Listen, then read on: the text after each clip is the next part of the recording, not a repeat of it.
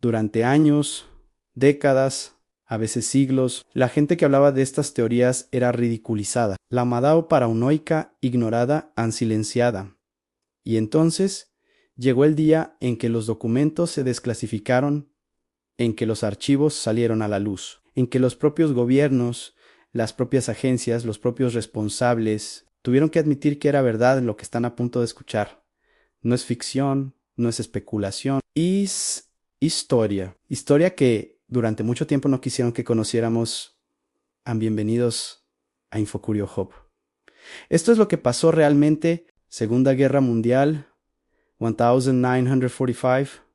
Alemania acaba de rendirse. El mundo entero celebra el fin del régimen más oscuro del siglo XX y en ese mismo momento, en secreto, el gobierno de los Estados Unidos está haciendo algo que nadie debería saber. Jamás han estado reclutando a los científicos del régimen derrotado. La teoría circuló durante décadas en que, después de la guerra, la inteligencia estadounidense había traído a suelo norteamericano a científicos que habían trabajado para el régimen nazi, que les habían dado nuevas identidades, nuevos papeles, nuevas vidas, y que los habían puesto a trabajar en los proyectos más estratégicos del país.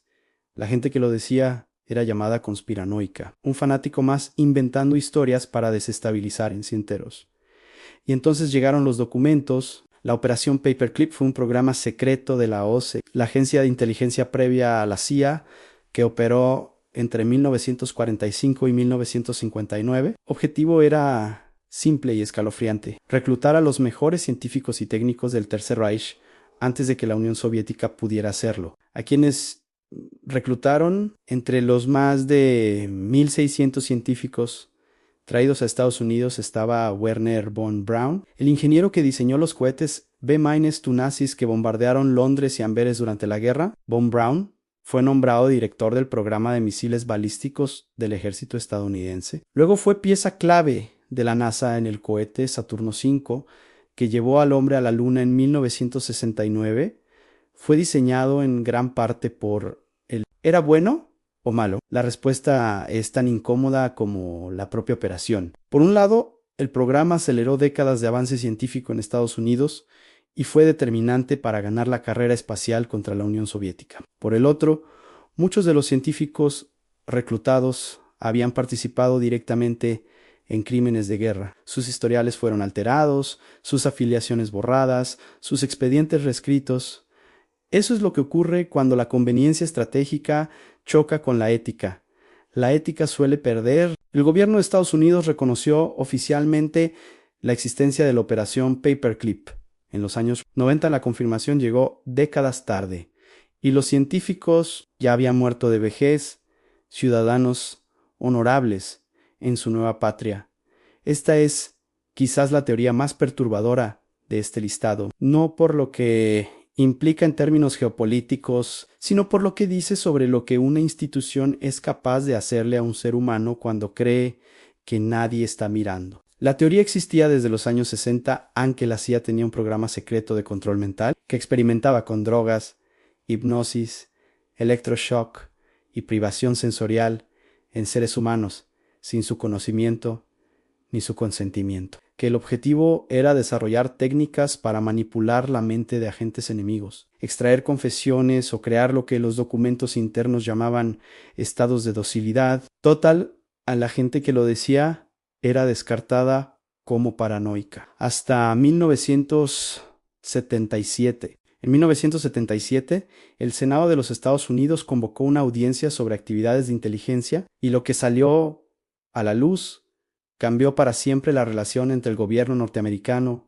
y su propia ciudadanía. El proyecto MK Ultra había sido real. Había operado entre 1953 y 1973 bajo la dirección del director de la CIA, Allen Dulles, más de 150 experimentos documentados, realizados en hospitales, prisiones, universidades y hasta instalaciones militares. Los sujetos incluían prisioneros, pacientes psiquiátricos, soldados y ciudadanos civiles absolutamente comunes, ninguno de los cuales había dado su consentimiento. ¿Qué hacían exactamente? Las técnicas documentadas incluyen la administración de LSD y otras drogas psicodélicas sin conocimiento del sujeto, a veces durante semanas seguidas, sesiones prolongadas de privación de sueño, interrogatorios bajo hipnosis, técnicas de desprogramación psicológica que los propios documentos describen como borrado de personalidad, y en los casos más extremos, electroshock repetitivo, hasta niveles que causaban pérdida de memoria a largo plazo. ¿Por qué lo hacían? La CIA justificó el programa en el contexto de la Guerra Fría.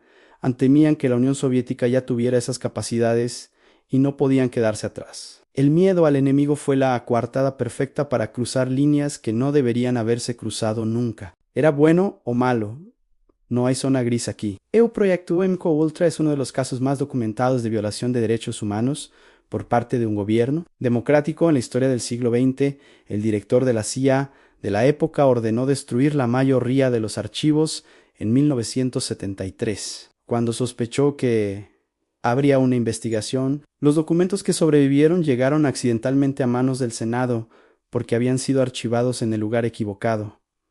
Si no hubiera sido por ese error de archivo, nunca lo habríamos sabido. ¿Qué trajo consigo? Las revelaciones del MKUltra generaron una reforma profunda de las leyes de supervisión de agencias de inteligencia. En Estados Unidos se crearon comités parlamentarios permanentes de control sobre la CIA, y el caso se convirtió en el símbolo más citado de por qué el poder sin control es peligroso. Independientemente de quién lo ejerza, y llegamos al número 1, a la teoría que más gente ridiculizó, la que sonaba más a película de ciencia ficción, la que se repitió durante años en foros de internet y fue ignorada sistemáticamente por los medios masivos. La teoría era esta: uno, que los gobiernos encabezados por Estados Unidos tenían sistemas capaces de interceptar, almacenar y analizar las comunicaciones privadas de millones de personas normales en todo el mundo.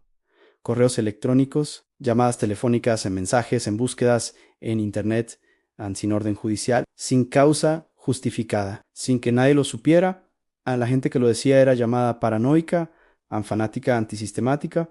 Y entonces apareció Edward Snowden en junio de 2013, un analista hoy 29 años que trabajaba como contratista de la Agencia de Seguridad Nacional de los Estados Unidos. La NSA contactó a 2 periodistas desde un hotel en Hong Kong.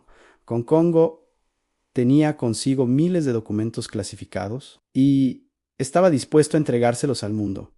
Su nombre era Edward Snowden, y lo que reveló sacudió a la humanidad entera. El programa se llamaba PRISM.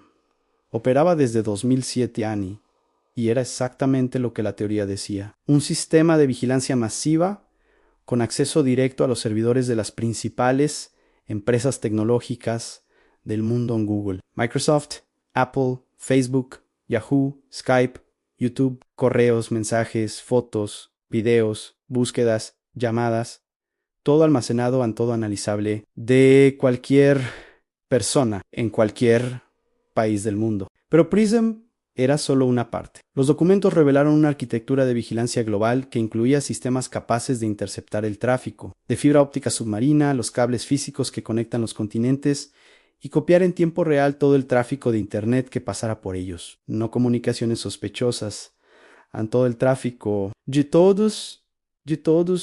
¿Quién lo hizo? La NS, bajo autorización de los programas de vigilancia de la era post-11.